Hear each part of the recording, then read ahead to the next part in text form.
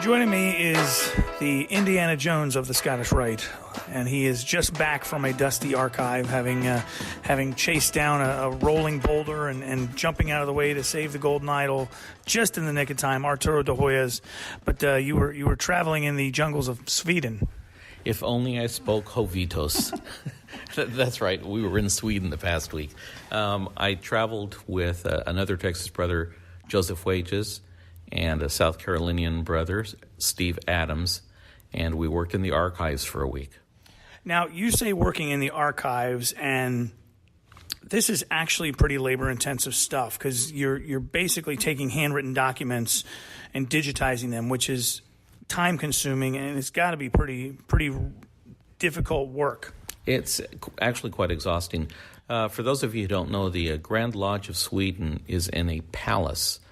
And the Swedish Rite is different than American Masonry. It's a system of 11 degrees, and it requires a separate lodge room for each of the degrees. So the palace has individual lodge rooms, first degree, second degree, a combined fourth, fifth degree, and on like that. So it's fun to attend those lodges. And everything is there on one spot. So the archives are also on site, and they actually had 3 small little apartments, which we stayed at, in the Grand Lodge building itself. So we would sleep there, wake up early in the morning, shower, go to work the entire day, and then shower, go to attend a lodge meeting, finish at 11 p.m., and rinse and repeat.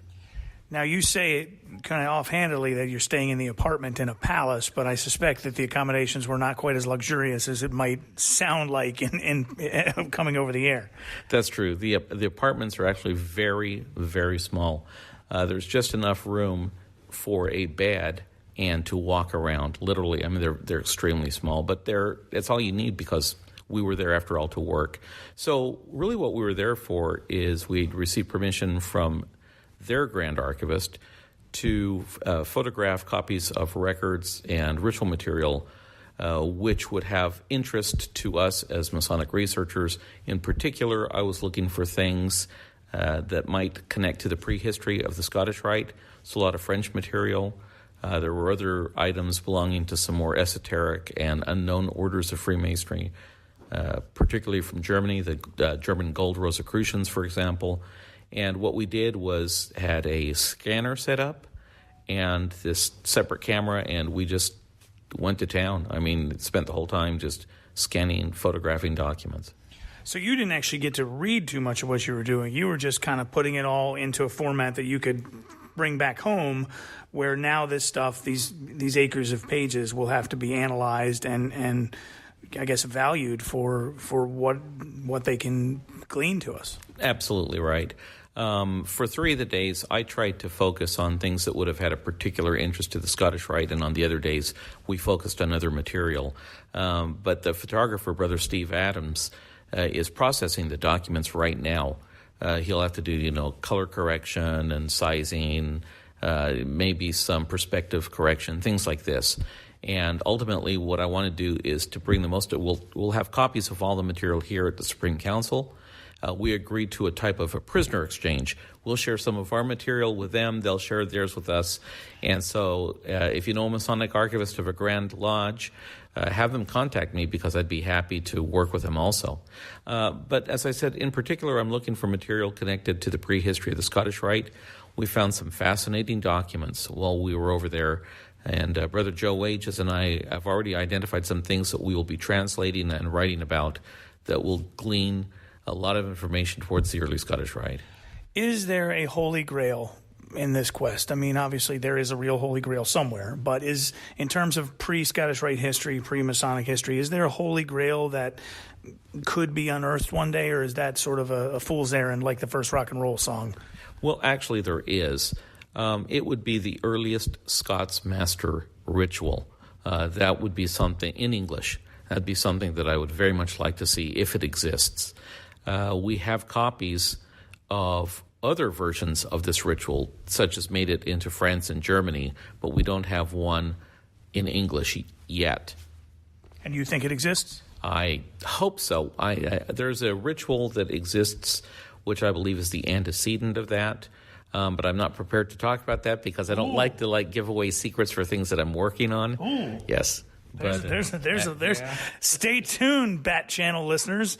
Well, that's very cool. I was watching your journey on Facebook, and it looked really neat. And the question that I have is, obviously, establishing a firm history for the Scottish Rite is important for our foundation. But and this is an opinion question. In your opinion, as Grand Archivist and as someone who has dedicated his life to this, what is the value to a modern Mason of making sure that history is cemented and is documented as well as you're attempting to?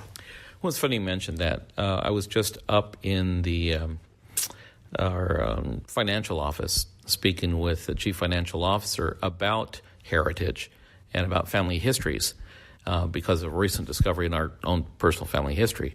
And so for me, it's knowing where you came from. We asked the question, whence came you? Well, it's nice to know really what that means in terms of our Masonic ancestry. It's been said that in order to appreciate where you're going, you have to have known where you've been. And so when we look back in Masonic history and can see the various and meandering paths that we've taken to get where the Scottish Rite is today, I think it adds value to the experience.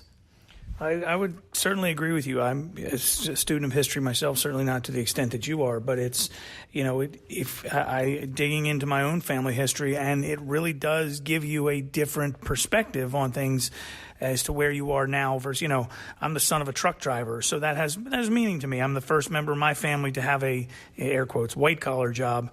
If being a guitar player in a rock and roll band is to be considered white collar, I'm not laboring like my family and, my grandfather before my dad and things like that. But, but to discover that, my folks came here from Germany and Ireland and were candy makers, that's kind of a neat thing, go from being a candy maker to being a rock and roll player is kind of a different thing. So I would imagine that having that cemented in the Scottish Rite will provide a similar value. That is my personal thought. That's absolutely true. That's what it is. It's wanting to know really where our Masonic family came from. So especially as Scottish Rite Masons, to be able to trace that back and find that we are the direct lineal descendants of what is really the earliest high degree masonry in the world is a pretty cool thing.